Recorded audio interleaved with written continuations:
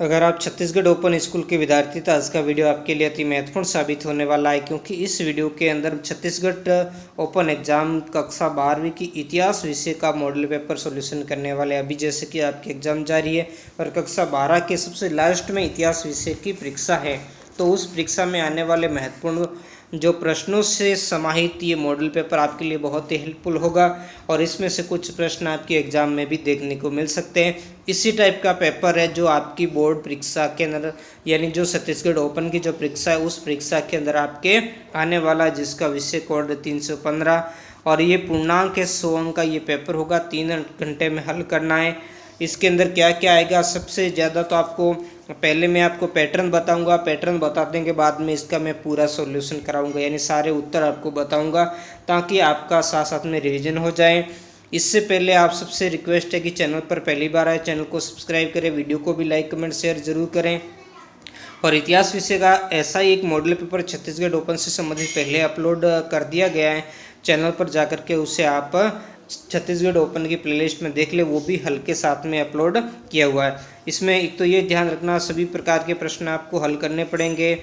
प्रश्न क्रमांक 1 वस्तुनिष्ठ यानी अबसद वाला है, उसके बाद में सही विकल्प है, रिक्त स्थान पूर्ति, एक शब्द में जो भी है वो मैं आगे आपको बताने वाला हूँ। यानी कुल ये 4 खंडों में, प्रत्येक खंड में 5 और कुल 20 अंक है, तो ये 20 नंबर आपको आसानी से प्राप्त करने हैं। और इसी के साथ में आपको जो 33% नंबर लाने, 100 में से 33 नंबर आपको लाने होते हैं। तो 20 तो ये छोटे छोटे प्रश्न हैं, ये 20 नंबर तो ये ले आओगे और आगे वाले जो प्रश्न बताऊंगा वहाँ से भी आप अच्छे नंबर प्राप्त कर सकते हो। प्रश्न संख्या फिर 2 से 13 तक अति लघु उत्तरीय प्रश्न है। फिर प्रश्न संख्या 2 से 13 तक में अति लघु उत्तरीय, जिसमें प्रत्येक प्रश्न 2 अंक का, तो यहाँ से भी कुछ आप नंबर प्राप्त, क्योंकि छोटे प्रश्न हैं तो आप मान के चलिए कि ये इन दोनों ही खंडों से आप क्या हो सकते हो, पास हो सकते हो। आगे आप बड़े प्रश्न आपने नहीं भी पढ़े हैं तो। फिर आगे 14 से 19 ये बड़े प्रश्न है लघु उत्तरीय और 3 अंक के हैं, 50 शब्द में उत्तर देना है, इनका 25 शब्दों में देना है। और फिर 20 से 27 प्रश्नों के आंतरिक यानी अथवा वाले हैं, दोनों में से एक करना, अभी हम आगे देखने वाले हैं। और ये सभी 4 अंक के हैं और 75 शब्द की सीमा है और 25, 24 और 25 प्रश्न बड़े हैं, प्रत्येक प्रश्न 5 अंक का है और इनके 100 शब्द की सीमा है। तो इस तरीके से ये आपका आगे 26 और 27 भी बड़े हैं, प्रत्येक प्रश्न 6 अंक का है और 150 शब्द में इसका उत्तर देना है। तो आपको अच्छे तरीके से आप इस परीक्षा के अंदर 70 से 80% नंबर आराम से प्राप्त कर सकते हो, क्योंकि जो पहले के ये जो प्रश्न है ये ऑब्जेक्टिव टाइप के हैं, अवसद वाले प्रश्न हैं, फिर रिक्त स्थान वाले प्रश्न हैं, इसमें आसानी से आपके आ जाएंगे। इसके अलावा मैंने एक आपके जो इतिहास विषय का कुछ महत्वपूर्ण प्रश्न से संबंधित भी एक वीडियो अपलोड किया हुआ है, तो उस वीडियो को भी आप ज़रूर देखें, क्योंकि उसमें इतिहास विषय के शायद 2 या 3 चैप्टर के जो छोटे छोटे प्रश्न हैं महत्वपूर्ण, उन प्रश्नों का मैंने उसमें समावेश किया हुआ है। तो अगर उन 3 अध्यायों में से कोई प्रश्न आता तो उनसे बाहर जाने वाला नहीं है। छोटे वाले जो आपके मैंने अभी बताए हैं कि 20 और समझ लो 20 के आपने 40 नंबर के ये प्रश्न है, 35 से 40 नंबर के प्रश्न हैं। अगर 35-40 नंबर के प्रश्न उन 3 अध्यायों में से 3-4 प्रश्न ही आते हैं तो भी आपके लिए बड़ी महत्वपूर्ण बात होगी। तो पहला प्रश्न हम देखते हैं यहाँ पर कि संगम साहित्य की भाषा। तो इसमें सबसे पहले मैंने आपको कहा था पेपर का मैं रिव्यू करवा देता हूँ, फिर सॉल्यूशन करेंगे। तो ये आपके अवसद वाले प्रश्न हैं, 5 प्रश्न, प्रत्येक प्रश्न 1 अंक का। फिर यहाँ पर खंड ब में 5 प्रश्न रिक्त स्थान वाले, फिर एक वाक्य या एक शब्द में आपको उत्तर देना है, 5 प्रश्न ये हो गए। फिर ये जोड़ी बनाने वाले 5, इस तरीके से 20 प्रश्न, 20 अंक के, और आराम से इसमें नंबर आएंगे। और अब यहाँ पर आपको 2 से लगाकर 13 तक है ना। अब यहाँ पर ये जो 13 प्रश्न है, प्रत्येक प्रश्न 2 अंक का, ये 26 नंबर के प्रश्न हैं। और उसके बाद में आगे ये बड़े 3 नंबर वाले प्रश्न हैं। और फिर यहाँ पर ये 4 अंक वाले, 4 अंक में अथवा या अथवा मतलब दोनों में से एक करना है। और फिर आगे ये 24-25 ये बड़े 5 अंक वाले, इसमें भी अथवा है, दोनों में से एक करना है। फिर 26-27 भी अथवा वाले, ये और भी बड़े इनसे, इनमें भी अथवा वाले, यानी दोनों में से एक करना है। ये आपका कुल पेपर है। मानचित्र आपके इसके अंदर नहीं है। राजस्थान बोर्ड के अंदर मैप का भी क्वेश्चन आपके आता, मैप का क्वेश्चन होता, मैप का 5 से 10 नंबर का क्वेश्चन आता है। ऐसा छत्तीसगढ़ ओपन को भी देना चाहिए, क्योंकि अगर मैप होता है तो बच्चों के लिए और भी 5 नंबर आराम से प्राप्त करने के चांस बनते हैं और उसमें ज़्यादा समय भी नहीं लगता है। तो अब हम शुरुआत में चले जाते हैं और प्रश्न संख्या 1 के अंदर जो ऑब्जेक्टिव प्रश्न आते हैं उसे सॉल्यूशन करेंगे। वीडियो को ज़्यादा से ज़्यादा शेयर करें ताकि अधिक तक बच्चों तक पहुँचे और वो अपनी तैयारी को बेहतर बना सके।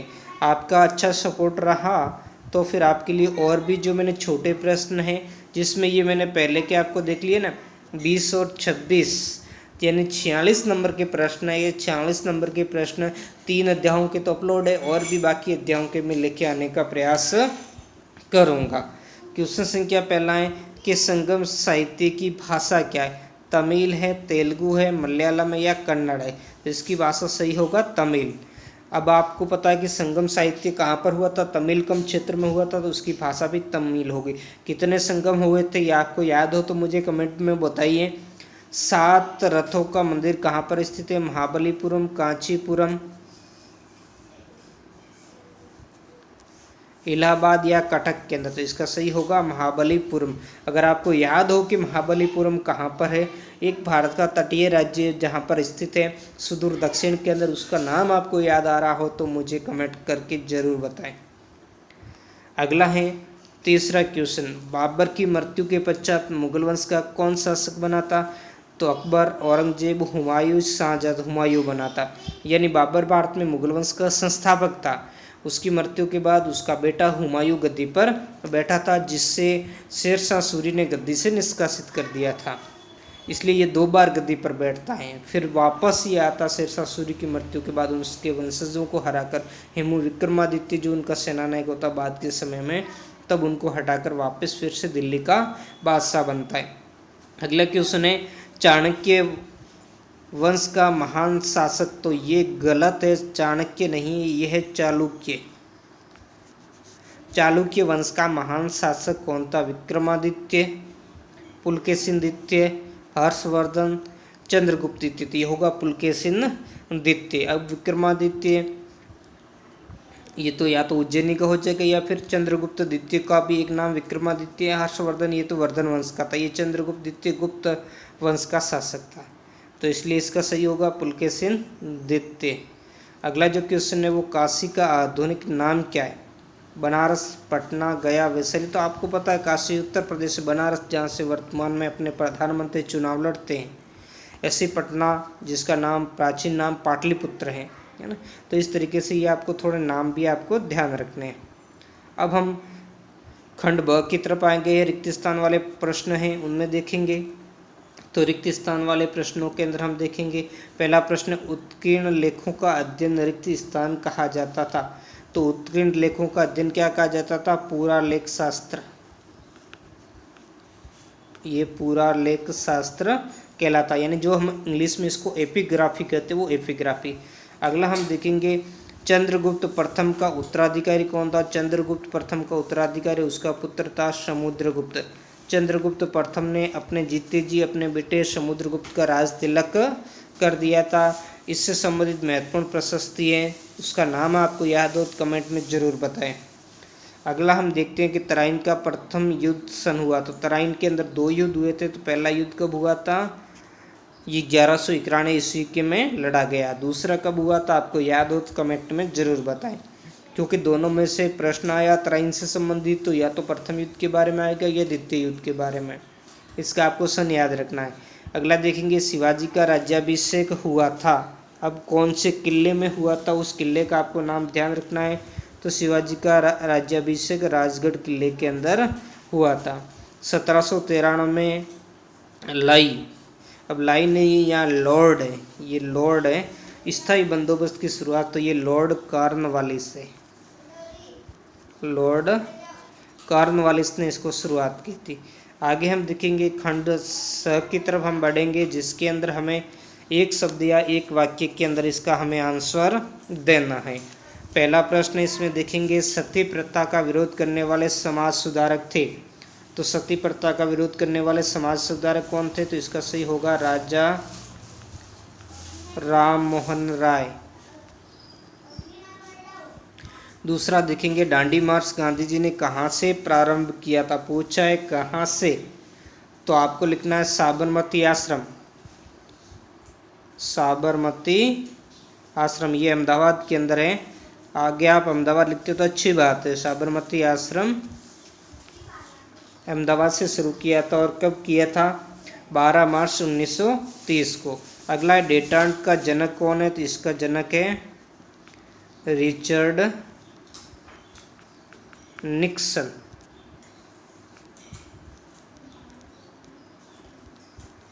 ये अमेरिकी राष्ट्रपति थे रिचर्ड निक्सन। तो अगला हम देखेंगे वो द्वितीय विश्व युद्ध कहाँ से शुरू हुआ था? तो ये पोलैंड से शुरू हुआ था, क्योंकि जर्मनी ने पोलैंड पर क्या कर दिया था? आक्रमण कर दिया था। कब किया था? 1 सितंबर 1939 को। तो वहाँ से ये क्या हुआ था? शुरुआत हुई। इसका 5वां क्वेश्चन है कि ईदी अमीन कहाँ का तानाशाह था? तो ईदी अमीन ये कहाँ का था? युगांडा का। इसको नरभक्षी भी कहा जाता। बहुत सारी बातें इसके बारे में हैं, आप अपने बुक्स के अंदर पढ़ सकते हो। अब हम देखेंगे खंड स के अंदर जोड़ी बनाने। देखो कितने आसानी से नंबर मिल रहे जोड़ी बनाने के, है ना। प्रेमचंद, तो आपको पता प्रेमचंद कौन था? उपन्यासकार था, गोदान वगैरह, है ना, गबन वगैरह लिखने वाले प्रेमदास। ताजमहल, ताजमहल ये मुगल वास्तुकला का एक प्रतीक है। मछली केरल राज्य का प्रतीक है, प्रतीक चिन्ह है। फिर अगला जो हम देखेंगे वो है मानव विज्ञान। तो मानव विज्ञान क्या है? ये सामाजिक रीति रिवाज और नृत्य क्या है? सांस्कृतिक अभिव्यक्ति। इसको देखते ही आप कर दोगे, इतना कोई है नहीं। तो ऐसी चीज़ें भी आपको अच्छे से ध्यान रखनी है। अब जो हम आगे देखने वाले क्वेश्चन संख्या वो 2 से 13 जो 2 अंक के हैं, 1 अंक वाले हमारे क्वेश्चन पूरे हो गए। इसमें दूसरा प्रश्न जो हम देखेंगे वो है, यह वेदांग्र नहीं है, वेदांग क्या है? इसका सही है वेदांत क्या है ना। तो वेदों के जो अर्थ को स्पष्ट करने वाले जो ग्रंथ हैं, जिससे ये कितने 6 हैं, शिक्षा, कला, व्याकरण, निरुक्त, ज्योतिष, छंद। तो उनके बारे में आपको लिखना है। फिर आर्यभट्ट कौन थे? अब क्वेश्चन संख्या आ गया है कि आर्यभट्ट कौन थे, उन्होंने किन सिद्धांतों का प्रतिपादन किया? तो लिखना आपको कि आर्यभट्ट खगोलज्ञ तथा गणितज्ञ थे। उन्होंने शून्य का आविष्कार, दशमलव पद्धति की महत्ता, धरती अपनी दूरी पर घूमती है एवं सूर्य के चारों ओर चक्कर लगाती है, इन सिद्धांतों का प्रतिपादन किया था। तो इस तरीके से आपको इसका क्या करना है? आंसर देना है। अगला क्वेश्चन संख्या 4 है कि सिंहासन पर बैठते समय इल्तुतमिश के समूह कौन सी घटनाएं आई? किन्हीं 2 का उल्लेख करना है। मैं आपको 3 घटनाएं बताऊंगा, उनमें से आप 2 का उल्लेख कर सकते हैं। पहली है अमीरों तथा अभिजातीय वर्ग में असंतोष और विद्रोह। दूसरा है असंगठित प्रशासन। तीसरा है सल्तनत की अव्यवस्थित अपरिभाषित सीमाएं। अगला क्वेश्चन संख्या 5 देखेंगे, शेरशाह की 2 महत्वपूर्ण सफलताओं के आपको क्या करना है? नाम बताने। कितनी सफलताओं का पूछा है? 2 का। तो आप इसमें पहले लिख दोगे कि उसने सरकार और प्रज्ञा स्तर पर स्थानीय प्रशासन को व्यवस्थित किया। दूसरा लिखोगे उसने ग्रांड ट्रंक का मार्ग बनवाया था। अगला क्वेश्चन संख्या 6 है कि पट्टा और कबूलियत क्या है? तो आपको पहले लिखेंगे, वैसे तो ये दोनों ही भू राजस्व से जुड़े थे, जो मुगल काल के अंदर भू राजस्व से जुड़े दस्तावेज थे। इस पर पट्टा में लिखोगे कि पट्टा किसी व्यक्तिगत किसान को दिए जाने वाला वो दस्तावेज था जिसमें उसकी भूमि की श्रेणी और विभिन्न फसलों पर लगने वाले कर का, यानी भूमि का जो लगान है उस लगान का पूरा विवरण उल्लिखित होता था। जबकि कबूलियत एक ऐसा सहमति पत्र था जिसके द्वारा किसान अपनी भूमि पर दे लगान राज्य को भुगतान करने का क्या देता था? वचन देता था। यानी ये तो वचन देता और उसमें उसका पूरा डिटेल्स था। देखेंगे 7वां क्वेश्चन है कि दोहरी शासन प्रणाली से आपका क्या अभिप्राय है? दोहरी, तो देखो कंपनी का दीवान होने के नाते एक तो क्या करता था, वह राजस्व इकट्ठा करता था तथा नवाब का डिप्टी नवाब होने के नाते वह निजामत यानी पुलिस अथवा न्यायिक शक्तियों पर भी नियंत्रण रखता था। इस तरीके से उसके पास दोहरी शक्तियाँ होने के कारण इसका दोहरी शासन प्रणाली के नाम से जाना जाता है। यानी कर्तव्य और उत्तरदायित्व दोनों का बंटा होना। अगला हम देखेंगे 1857 की क्रांति का तात्कालिक कारण क्या था, तो चर्बी वाले कारतूसों की घटना। नौवां देखेंगे सांस्कृतिक राष्ट्रवाद के उदय की दो मुख्य विशेषताएं आपको लिखनी है। तो इसमें आपको लिखना है कि पारंपरिक भारतीय संस्कृति कुछ तत्वों का विरोध और लोगों के जीवन में उपनिवेशवादी संस्कृति के अतिक्रमण का विरोध। तो इस तरीके से आपको ये कुछ बातें आपको जो थी इसमें आपको लिखनी थी। अगला जो हम देखते हैं वो क्वेश्चन संख्या 10 है कि निजी संपत्ति की समाप्ति का अर्थ क्या है, तो उत्पादन के साधनों पर राज्य का स्वामित्व था। क्या था, उत्पादन के साधनों पर राज्य का स्वामित्व था,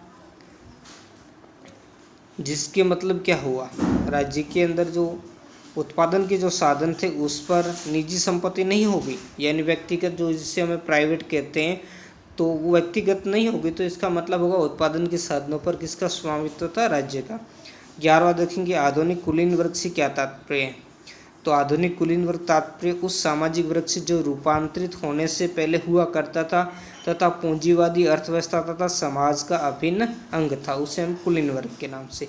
अगला जो हम देखेंगे वो है कि ऋग्वेद में उल्लेखित किन्हीं 4 वंशों के आपको नाम, तो इसमें पौरुष है, यादव है, भरत है, अनु है, ध्रुव है, ऐसे 4 वंशों के नाम आपको देखने हैं। अगला 13वां है कि रामायण का हिंदी रूप किसने लिखा और किस नाम से जाना जाता, तो ये तुलसीदास